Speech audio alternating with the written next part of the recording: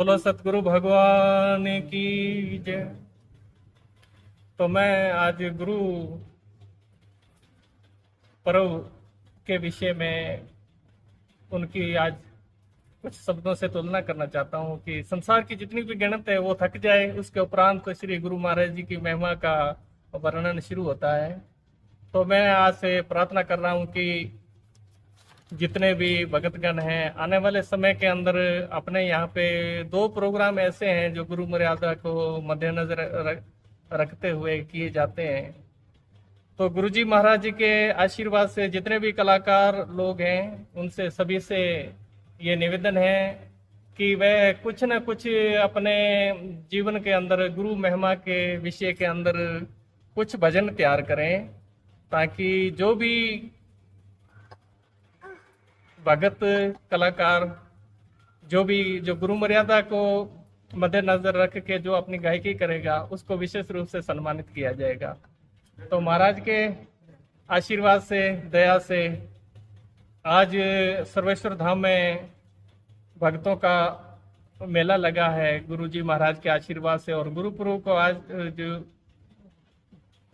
इतना बड़ा महत्व दिया जा रहा है और वो महत्व गुरु महाराज का ही है, वो शोभा और वो सब कीर्ति है गुरु महाराज की है कि मोतीदास सतगुरु जैसा दाता नहीं, ऐसा तीन लोक संपत्ति सौंपे शिष्य कलम चरणनते, तो भी बरोबरी नाई दास मोती जाए।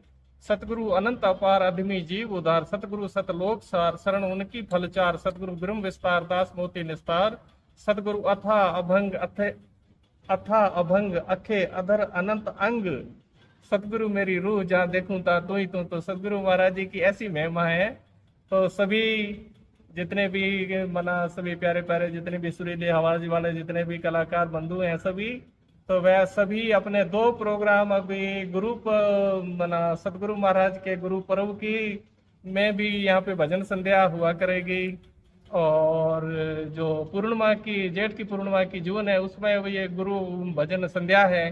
तो उसमें भी जितने भगतगण हैं, जितने भी प्यारे प्यारे सभी कलाकार लोग हैं, तो वह सभी गुरु मर्यादा को मद्देनजर रखते हुए गुरु जी की महिमा को लेकर जो आएंगे उनको विशेष रूप से सम्मानित किया जाएगा। क्योंकि गुरु महाराज की जब बात चलती है, ये आत्मा की बात है, ये गुरु महाराज से शुरुआत होती है। तो जो इस स्थूल शरीर को जो वस्तु लेकर घूमती है वो कौन है, ये इसके बारे में कोई भी विचारता नहीं, इसको कोई नहीं देखता कि इतने बड़े शरीर को लेकर कौन सी चीज ऐसी जो घूम रही है, इसको गाइड कर रही है, इतने कर रही है। वो उसी चीज को जानना होता है, ये कहाँ से आई है और इसको कहाँ जाना है, इस विषय में विचार किया जाता है। तो अगर इस विषय में अभी थोड़ा थोड़ा सा अभी ध्यान ही किया है, एक जना वो फल तोड़ने के लिए ऐसे ऊपर चढ़ा सीढ़ी लगा के, और उससे पहले ही एक नीचे वाले ने ऐसे सीढ़ी नीचे से खींच दी, वो ऊपर से धड़ाक नीचे आकर गिरा, वो फल उनको मिला ही नहीं। तो ऐसी ये जब भी भजन चलते हैं, जब गुरु महिमा के जब भजन चलते हो उस समय गुरु महिमा ही होनी चाहिए, गुरु जी की महिमा होनी चाहिए ज्यादा से ज्यादा।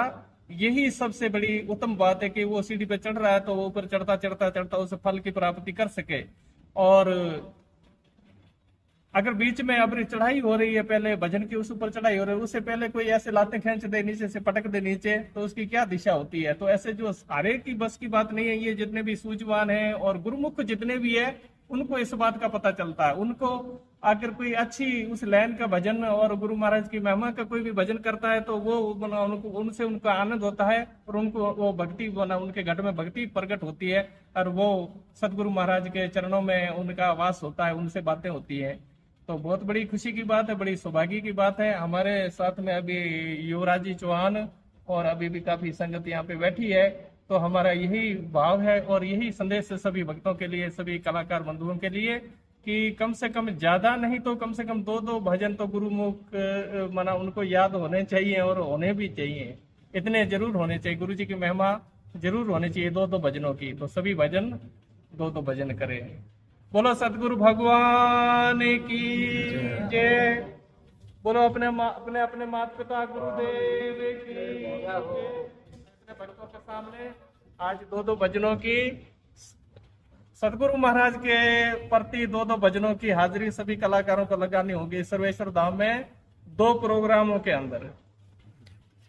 जय बाबा।